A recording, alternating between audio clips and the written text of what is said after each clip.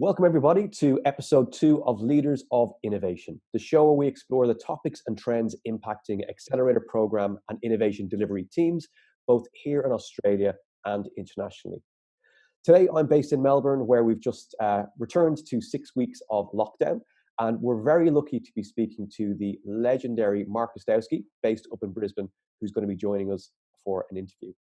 Mark is a highly regarded and recognised leader of innovation, both in the Australian startup ecosystem and also across the ASEAN region. With a wealth of experience from his role as CEO at QUT Creative Enterprise Australia, as an angel investor, and as a director on multiple startup boards, Mark has designed and run countless accelerator, incubator, and investment programs, both nationally and internationally.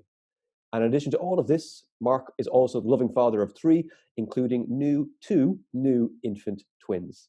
Mark, you are most welcome to the show. Thank you very much, Brian. It's a pleasure to be here. Awesome. So I guess the first question is, what's on your radar at the moment? That's a very, very good question, because I think if you're looking at the innovation landscape, we are in really unprecedented times. We saw significant downturns in the economy in 01 and 08, but I think this is superseded anything that we could have imagined, or that those 2 downturns might have even prepared us for. And so at the moment, what I'm spending a lot of time thinking about is, and this might sound like a funny metaphor, but how do we reseed a forest that's been completely burnt? And the analogy is an interesting one for Australia with the bushfires we had earlier this year. But if you look at what the pandemic has done to not just the startup ecosystem, but the whole business landscape. If you think of the whole business landscape that we operate in as a forest, you've got your top canopy, which are the corporates and the enterprises companies and the big firms. And, they'll probably be okay. They'll hurt, but they'll survive. They'll get through. The mid level of that forest structure is very much the small and the medium-sized businesses. So anything that might be $2 to $100 million in revenue. They might be revenue businesses or highly profitable. They might be stagnant in terms of their size or scaling, but they are hurting tremendously as a result of the pandemic at the moment. And then at the bottom of the forest, you've got the shrubbery, which I call the startups, the SMEs, the startups, the mum and dad shops, the ideas people, the people that are trying to kick things off the ground. And what we've seen is that layer of the forest is decimated. And so what we're going to come out of with this pandemic is a top layer, a top canopy of the forest of business ecosystem that has survived, but decimated levels that sit below that. And that will then lead on to severe constraints in the economy moving forward. And so a big part of what I spend my time thinking about at the moment is, how do we repopulate that forest? What do we need to do to repopulate that forest in a prolific manner with businesses that are set up and structured to survive in, I don't want to say post-COVID world, I want to say a new world, because it's going to change. Yeah. And so how do we reseed this forest, not just in Australia or Melbourne or Brisbane, but globally? How do we do that in a way that is going to be prolific enough to provide jobs and capability building and customers and export opportunities for the whole of the business ecosystem? It's a pretty big task to think about. Like it's a very macro level issue to be thinking about, but that's a lot of what I'm spending my time conceptualizing at the moment is what do we need to do to rebuild the forest, and what will that look like, in a number of years' time. I guess the thing that is interesting when you do go through these sort of economic downturns, whether it was 01 or 08, is that smart-driven people hate to be bored, and you do see levels of innovation peaking after these downturns. Now, we're not seeing that yet, and it might take a few years to happen, but smart people hate being bored.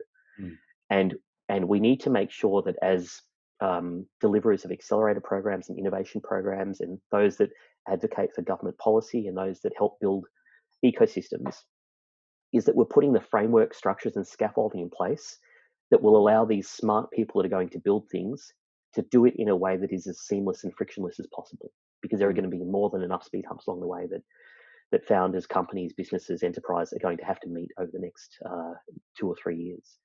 And so they're the things that really are occupying my mind at a very macro level at the moment. No easy answers, but there are some very smart people that I'm speaking with and working with trying to solve that problem. Mm. They're absolutely fundamental. And I think, the analogy works really, really well because when you step back, as you say, there's really been a sea change in terms of, not just the kind of challenges that people are facing, but also the very environment they're actually operating in. COVID has really kind of broadsided, what we knew as normal. And as you say, stepping back and looking at it from a macro perspective, I guess there's kind of a number of different players in there, right? You've got governments kind of sit at the most macro level, and they've got the most levers available to them to be able to kind of influence the ecosystem. And then below that, you've got, I guess, kind of the partners in the ecosystem, so the people who actually design and deliver the programs and essentially build that infrastructure, which all of the growth runs through, and all those early stage startups, kind of participate in. How do you feel, or I guess, what role do you think government plays in building this post-COVID innovation regrowth, as you say? Governments at a local, state, and federal level will play an integral role. Mm. And really, if you think about the role governments have been playing in the innovation economy and the innovation ecosystem since the late 90s, in Victoria, it was certainly under the Kennett government that rolled into the Brumby government. Governments tend to play a key role where there are areas of significant market failure. And normally you can tick those out. You can say, well, this is an area of market failure. Government can intervene to kickstart industry. And we saw that, in 98, 99 in Victoria, where the Kennett government started supporting, under the technology commercialisation program, the first round ever of funding for startups and for startup supporting organisations. It was very forward thinking. But it was an area of market failure, that they saw that there weren't enough providers to actually support the startup ecosystem, so they needed to seed the provider community. And they funded, I think, 12 providers at the time, that grew into any number of programs. And today, that program, 20 years later, is launched Vic. And so I think what governments will look at is, where are there key areas of market failure that they can play a role. The problem with this pandemic is that those market failures are everywhere. And government has only got so many fingers to plug so many holes. And so where can they play the most influential and important role to trigger and kickstart economic activity again? I've got a number of friends working in Canberra at a federal level, and many close colleagues both in state governments in Victoria and Queensland trying to work this out at the moment. I think government as a first procurer has always been an interesting objective that they've tried to have in terms of working with startups. So running open innovation platforms and programs where procurement becomes easy for startups to sell to government. In Victoria, I think back in, it might have been maybe 2010, 2011, they ran the SBIR program, Small Business Innovation Research Program, which was really to help small businesses and startups engage with government bodies. It wasn't overly successful because the issues that they'd identified to be solved really weren't solvable by small business. We've seen that sort of successfully delivered in the US at a much higher level. But governments need to think about how can they become procurers and customers where the other customers that existed in the market at the moment have been decimated. So that's one area. The other area is where, how can they re-stimulate economic activity in programs that will help reseed the lower part of the forest, because it works up from there. In many years' time, the startups that exist today will be the mid-tier companies that sit at the mid-level of the forest canopy. And hopefully in years after that, they will be sitting more towards the top end of that.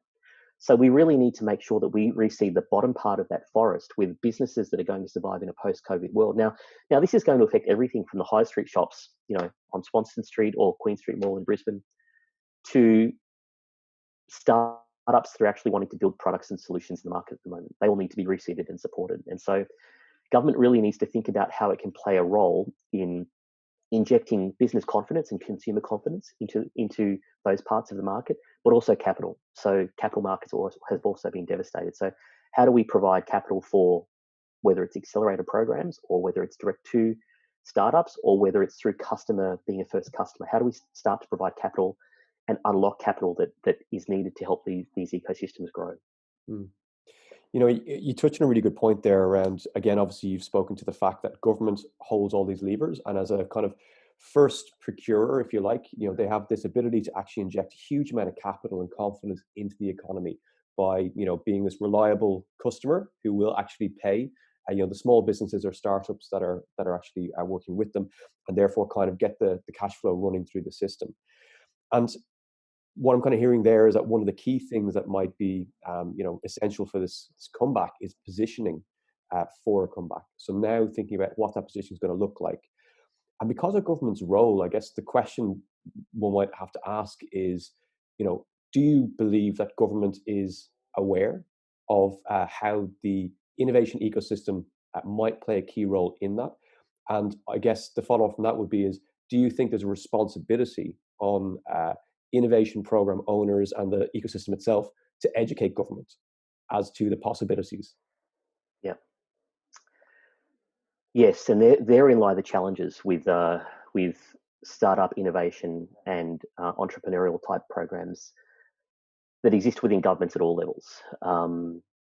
The challenge that we've seen in Australia over the last 20 years, and this doesn't matter whether it's at state or federal level, are that election cycles determine policy, very much so. Yeah. And what we saw for the first time a couple of years ago when Turnbull was going through the federal election was he really positioned entrepreneurship and innovation at the front and centre of his campaign for election. Now, what we saw as an outcome of that is that it just didn't cut the mustard when it comes to people worrying about education, health, tax reform.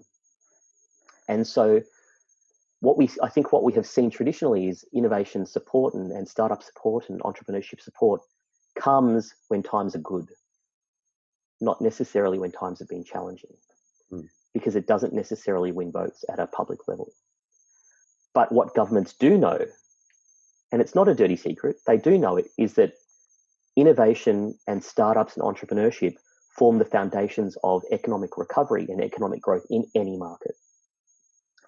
And so we have the challenge that exists between one, knowing what works and what's going to help markets grow, but it requires patience that often extends beyond election cycles. And on the other side, governments are wrestling with, well, we know this is important, but we know this might not win the next election from a public policy perspective. Yeah. And so what we've seen, certainly in Queensland and Victoria for the last 3 or 4 years, through LaunchVic in Victoria and the Advanced Queensland Initiative through the Queensland government, is times have been good. And so we've seen a lot of support for startups. But that's all winding back, and that's slowing down because times are not so easy anymore. And you revert to what is most important to the public, which is education, health, tax reform. And so herein lies the challenge at a public policy level that we need to play. Now, the second part of that question is, are we doing enough as startups and as people that are building the entrepreneurial ecosystem to have an awareness of that? And again, it's very challenging. We've got national bodies like Startup Oz, Alex McCauley, that's been running Startup Oz incredibly well, acting as that advocate. We're starting to see in Australia now, the rise of a number of the unicorn companies, whether it's Canva or Atlassian or Safety Culture or others, starting to act more as policy drivers. And I think we need that, because for too long, the entrepreneurial and startup ecosystem hasn't had a strong enough voice. We haven't had the big gorilla in the room that's been banging the chest saying, this is why you need to support innovation initiatives publicly, because they create incredible capability and skills. So these are highly skilled, highly capable jobs. They multiply jobs, and the general salary or the general remuneration of a highly skilled startup founder once they move forward is bigger than that of a traditional worker, or is greater than that of a traditional worker. And the opportunity to scale exponentially and export quickly is also greater than that of a traditional business. And so these are the things that we need to look at and start to advocate more about. And we need to start to unlock the capital that exists both at a public and private level. And not from the private level, I don't just mean venture and angel, I mean banking. So the banks need to play a much, much larger role in the rise, of the venture community in Australia. And so we need to start to unlock all of these different facets and these different stakeholders to really help drive where we need to go as a country forward. Yes, quite interesting. The idea of a moral obligation almost upon those unicorns that come out of an ecosystem to champion the grassroots members, if you like, that come behind them is actually quite an interesting concept. Not one I think that anybody can, like any kind of moral obligation. It's subjective, but it's quite an interesting concept. It is, and there's the other thing that we need to do a better job at as a nation, and this will be interesting for you because you've come to Australia from Europe, is we need to better put in place facilities that attract talent back. So we have amazing talent in Australia that works either in the ASEAN region or in North America or in Europe, and there is no better time for this talent to want to return home for any number of reasons: pandemic, political upheaval, political unrest, economies, or those successful Aussies that are sort of in their mid-30s who have made enough money to want to return home and want to give back, but don't necessarily have the frameworks around them to do that. And great examples of people like this are people Chris Sard, for example, an Aussie rock star from Brisbane that did great things at Uber as the head of platform development there, came back to Australia 3-4 years ago and has been looking to find things to do. Has been looking for ways to engage and help stimulate the ecosystem here. But what he's had to do is build all of that himself through his networks. And we need to better build systems that are attractive enough to bring people back. And they can act as the advocates and as the people that have voices and loud voices to help lobby the government to understand that investment in this part of the sector that we work in is imperative for long-term success of the country. We can't continue to focus on commoditized markets that really aren't adding value. Tourism is decimated, mining is decimated, and education is decimated. They're Australia's 3 top export markets. We need to start to do things differently. And we need to think of ways in which we can disrupt those 3 markets significantly enough to turn them into a positive.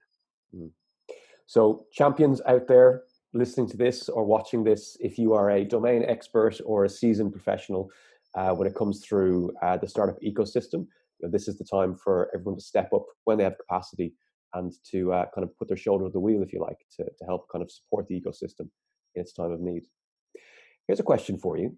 How do you think COVID-19 is changing or going to change the way that accelerator or innovation programs actually operate or delivered?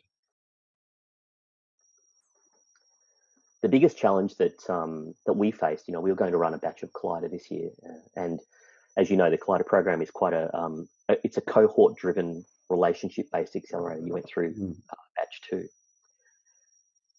Face-to-face, there's no replacement of face-to-face engagement. Like you can't do it. You can do Zoom meetings and you can do virtual, all you like. You can never build the rapport, the confidence, the trust, or the network that exists in face-to-face. And so we actually held back from delivering Collider this year because we didn't believe, from a perspective of adding value to the investors that we have and running the cohort, that we would give the companies the best chance to succeed in a virtual program. That's not to say they can't be delivered, and sure, some are being delivered very, very well, but nothing beats the ability to sit down with someone and talk face-to-face, to learn about what drives them, their families, to be around for the serendipity that is in-person activity, the cohort-based relationships that are built that you would know from the second batch of Collider. You can't replace that and you can't rebuild that in a virtual sense. And so I think the big challenge is, how do we do things in a world that doesn't, how do we create these relationships, these connections and the trust in a world where we can no longer have that face-to-face activity?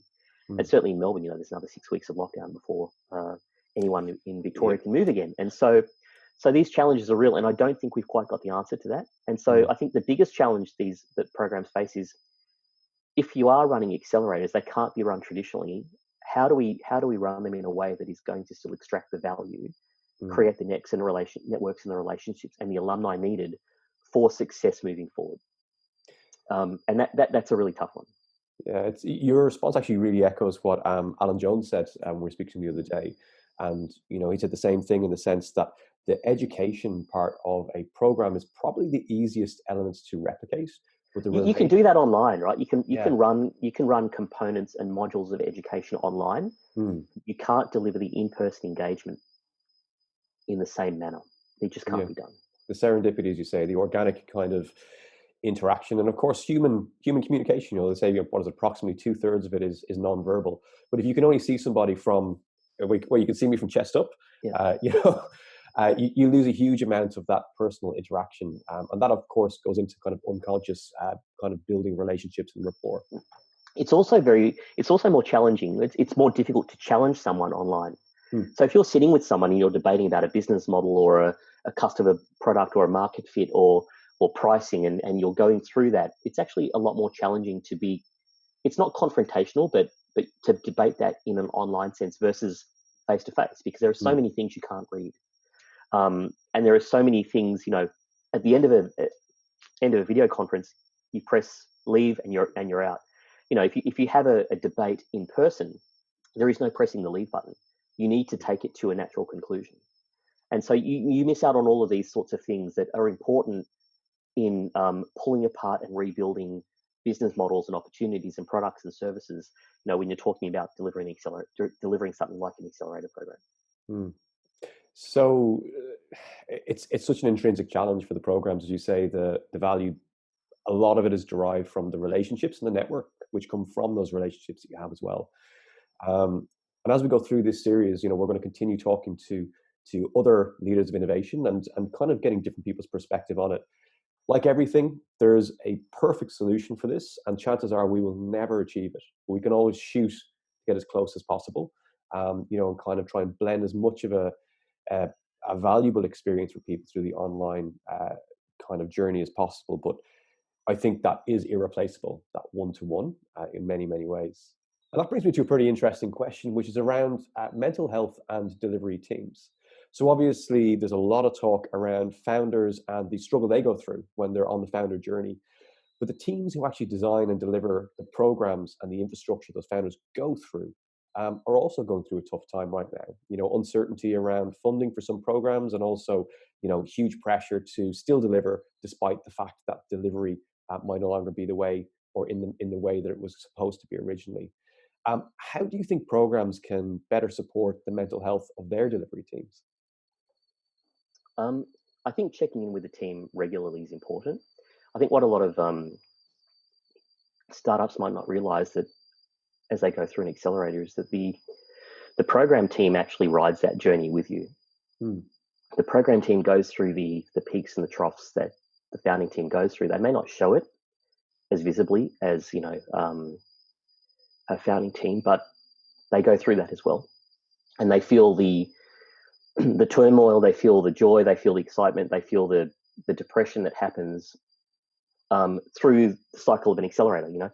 I think I can't remember if it was when we were running Collider 2 that we showed what the emotional journey of a founder is like through an accelerator, and it's like this. Yeah, that's for sure. And I think it's important to realize that teams go through that. Delivery teams go through that as well. Yeah, awesome. Just for clarity for anybody else who might be watching, Mark actually has a cough today as well, so he's actually battling through trying not to have a coughing fit in the middle of his answer. And I'm going to give you 10 out of 10 for doing a pretty good job, Mark. So thank you for struggling through. Thank you, sir. On this, so what we'll do is we'll keep the next couple of questions short, just to give you a chance to drink as much water and a lozenge if you want. So the key question is, if you had 3 tips to somebody designing a accelerator or a innovation program today, what would those 3 tips be?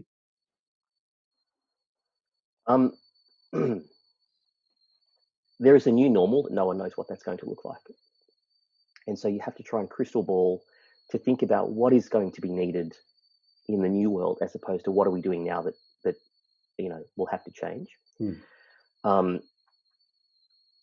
Another area is that impact is becoming increasingly important. By impact, I mean the transition of so the big wealthy family offices are transitioning at the moment from the original wealth creators to the children. And the children have a really interesting impact: profit for purpose. How is what you're doing creating or supporting the purpose of an initiative? That's important. And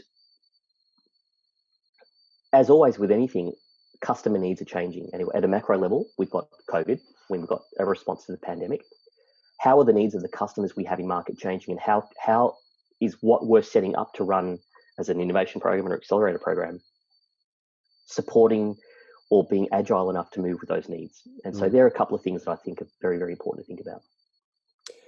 Nothing is going to stay the same, so we need to remain agile to continue to move forward and work with what we've got. Yeah, we're definitely in a time of continuous change, which is challenging us all. But that is the startup way, as they say. You've got to continuously iterate and test your hypothesis. Last two questions for you. So number one, crystal ball. What does the Australian innovation landscape look like in 24 months? I think there are going to be challenging times ahead for sure. As the country tries to work through the pandemic and work out what comes out of it, we're going to see a tightening up of capital markets. Certainly, bank lending is going to be challenging. We're going to see a tightening up of equities markets, certainly at the early stage, the pre-seed stage. And so I think we're in for a little bit of a period of difficulty for startups coming through the system at the moment. The good ones will continue to move on, will push on, but the volume will not be what it needs to be to continue to reseed the forest, as the analogy I was talking about earlier on. And so I think bunkering down is going to be a lot of what happens over the next 24 months, but it's going to result in a lack of deal flow and a lack of volume in the startup market and in the small business market as well. And so we need to be prepared for that. We need to be prepared to understand how we deal with that. It's not going to be a nuclear winter, but it's going to be very, very challenging business environments to do things in, certainly with capital markets being very, very limited. I do think we'll come out of it, and Austrade is doing an interesting study at the moment on what the next mega trends are. And so what are the next big trends in Australia that we really need to start to think about and be part of? And, there are all sorts of things around digitization and ag tech and med tech and other bits and pieces. But how do we become part of, and how do we make sure we structure well to take advantage of these mega trends? And that won't be in the immediate term. These are medium to long term things that we need to focus on. So I think it's going to be challenging times ahead for the whole of the business ecosystem. It's going to be challenging times ahead for our traditional sectors and our big export markets.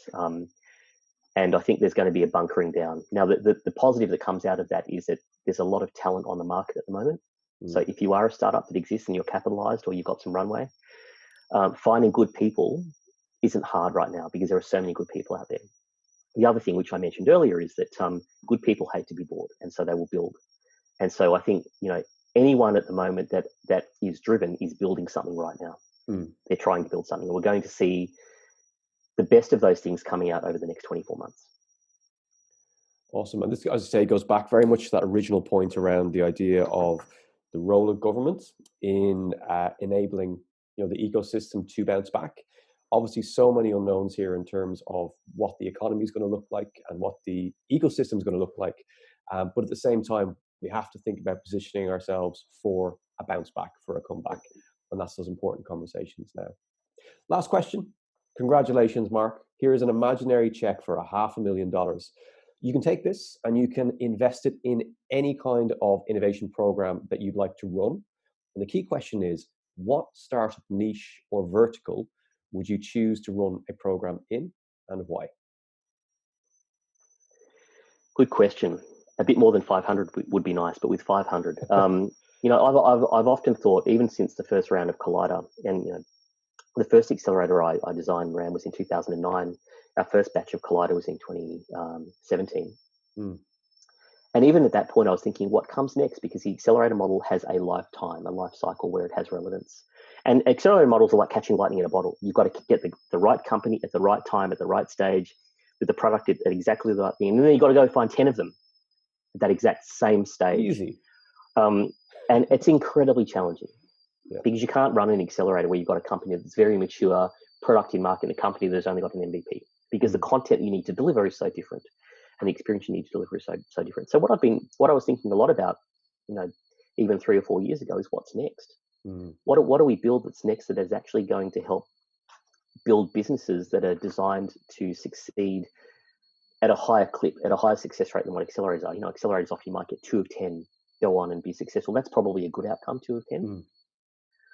But how do we reduce the risk and increase the likelihood of success. And I've been looking a lot at various models. Sometimes they're called studios or they're called labs, sort of thing, where you're actually rapidly building your own products in-house, or you're working with very smart founders. I might say, hey, Brian, we know there's a problem that exists here. We need this solved. Will you come into our lab and help spin it out? And rapidly building products in an environment that needs reseeding, again, using that analogy, in a sort of studio model is probably where I put some investment in. So looking at spinning out a lot of early stage products, but are specifically designed for the environment we're in at the moment. And so we choose, or we pick, or we identify the problem, whereas an accelerator, you're working with founders that have already identified or working with their own problem. We work with, I would consider working with, very smart teams of people that identify the problem and then build teams around that to build solutions rapidly, not over years, but over weeks and months, and then spin those out. And I think that kind of is something that is interesting to me next, in terms of what do you do next? How do you rapidly reseed a forest that is being decimated, but with things that are designed to survive in a post-COVID environment. Yeah. And that's probably where 500 might not be enough, but that's probably where I'd start to look to put the money. That's a good answer. I think, as you say, it's the evolution of the ecosystem. And also at a time where we may be discovering that there are more skilled people available, to devote their industriousness and skills towards a particular goal. The idea of a startup studio might actually be perfectly timed, in the sense that there are the right skills on the market to be able to deploy and focus on these new problems for a post or, ongoing COVID world. I like that quite a lot, actually. Let's see where we can go with that one. Phenomenal. Well, Mark, I won't take too much more of your time, because I know obviously I can see in the background there you've got some absolutely beautiful Brisbane sunshine spilling through the window. I'm not jealous at all. It is a winter's day down here in Melbourne with grey skies. So if I could get on a plane to Queensland to pop up and have a coffee with you, I'd do it in a heartbeat. You're always welcome, Brian. You know that. Thanks a million. Mark, you're a gentleman and a scholar. I will leave you to the rest of your afternoon, and thank you very much for coming on Leaders of Innovation. Thank you, sir.